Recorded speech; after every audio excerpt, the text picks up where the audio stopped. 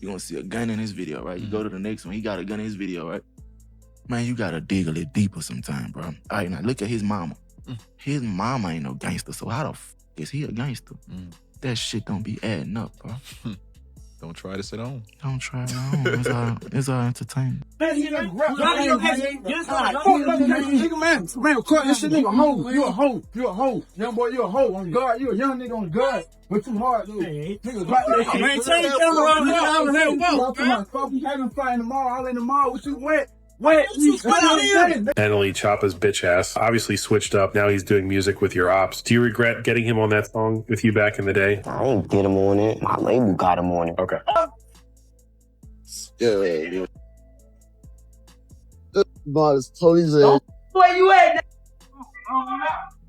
He's not able to defend his name, bro. And it be a lot going on within his name about him when, to me, bro, he a real stand-up dude. And it was just unfortunate how it happened. The craziest part about this story is how close it came to ending in real tragedy.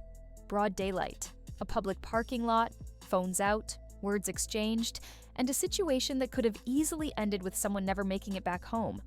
What shocked people wasn't just who got pressed in Houston, it was who did the pressing and why it ever reached that point in the first place.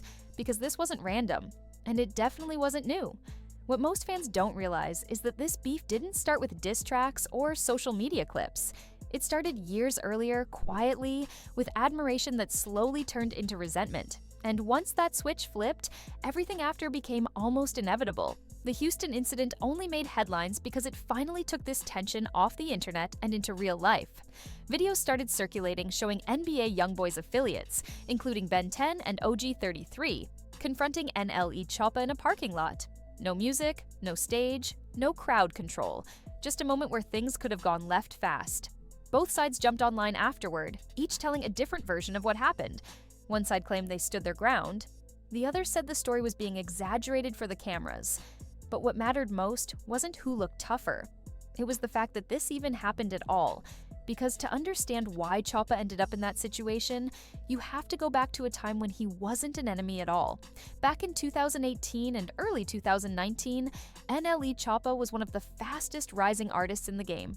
Shot a Flow put him on the map, and interviews started rolling in. During that period, Choppa wasn't shy about his influences. He openly said NBA YoungBoy was his favorite rapper. He remixed YoungBoy's songs, praised his pain, his delivery, his authenticity. This wasn't subtle. This was full-on fan energy. But that admiration wasn't returned. YoungBoy never publicly embraced Choppa. And while that might seem small to fans, in the industry, especially in street-adjacent rap culture, that kind of imbalance matters. YoungBoy comes from Baton Rouge. He grew up surrounded by real conflict, real losses, real pressure.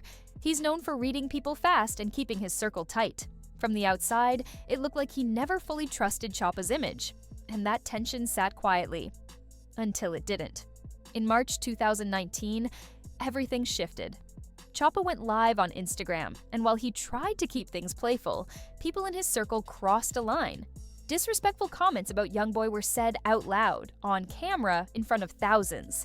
Choppa tried to shut it down mid-live, but once something hits the internet, it's already gone.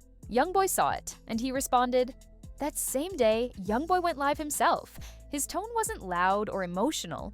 It was cold. He dismissed the talk, but the message was clear. Respect had been lost. And once that happens, there's no reset button. But even that wasn't the point of no return. The real damage came when Choppa made a move that, in street culture, means everything. He picked a side in a war that wasn't his. Later in March 2019, Choppa linked up with Fredo Bang and dropped Gangsta Talk. To casual listeners, it sounded like just another collaboration. To people who knew the background, it was a direct statement. Fredo Bang and NBA YoungBoy weren't just rivals, they came from opposite sides of a Baton Rouge conflict that had already cost real lives. This wasn't rap beef. This was blood-stained history. On that track, lines were said that many took as shots at YoungBoy. Worse, Fredo referenced YoungBoy's late manager, Big Dump, who had been taken out in 2018. Once that happened, there was no misunderstanding left. From YoungBoy's perspective, Choppa wasn't a fan who slipped up, he was now aligned with an enemy. YoungBoy responded the way he always does, through music. In 2020 and again in 2022, his lyrics toward Choppa became darker, more direct, more personal. These didn't sound like bars meant for entertainment, they sounded like warnings. When he rapped about parents crying and souls being taken, fans felt the shift. This wasn't normal industry sparring anymore. Then, things went quiet. For a while, Choppa leaned into a different image. He talked about health, spiritual growth, eating clean, meditation. Fans saw him as someone trying to break away from the usual patterns. The tension with Youngboy faded from headlines, but it never disappeared, and that's where 2024 comes in. By this point, Choppa's career wasn't hitting the same highs. His early releases did huge numbers, but recent projects weren't getting the same reaction. In hip-hop, attention is currency, and when that attention dips, artists often reach back to the thing that once made people watch. Choppa dropped diss tracks again.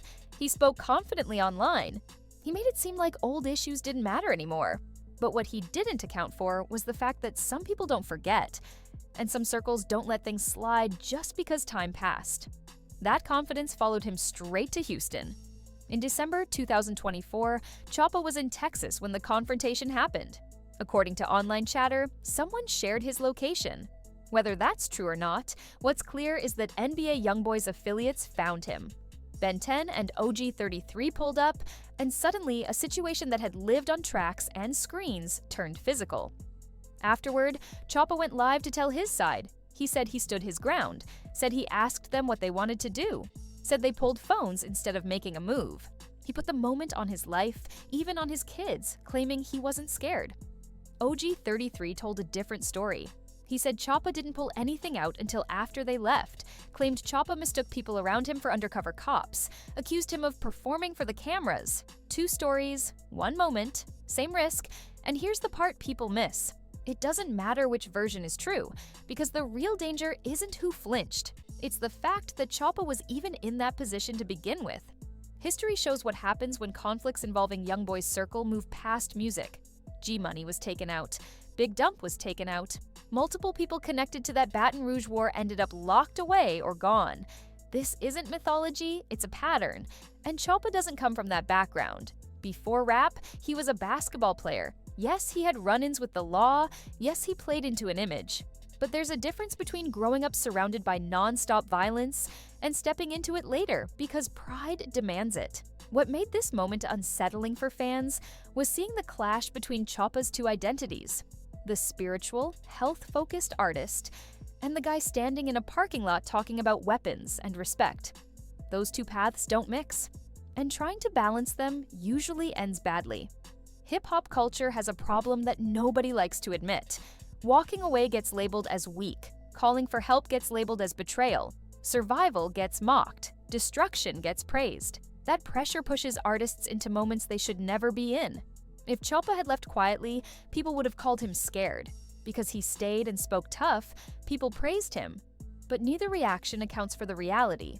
One wrong move, one nervous trigger, one misunderstanding, and this story would be about a funeral instead of an argument. That's the part that should worry people. YoungBoy never has to prove who he is. His reputation was built long before fame. Choppa, on the other hand, still feels like he has something to defend. And when you're trying to defend an image instead of protecting your life, the outcome is rarely good. Right now, both sides walked away breathing. That alone is a win. But this situation isn't finished just because nobody got hurt that day. Lines have been crossed, pride has been involved, and history tells us these stories don't usually cool off on their own. The real question isn't who won the parking lot moment, it's whether Choppa realizes how close he came to losing everything. Because the streets don't care about growth arcs, they don't care about rebrands, and they definitely don't care about internet debates. One decision can erase everything. And unless this turns into the wake-up call it needs to be, NLE Choppa might find himself learning that lesson the hardest way possible.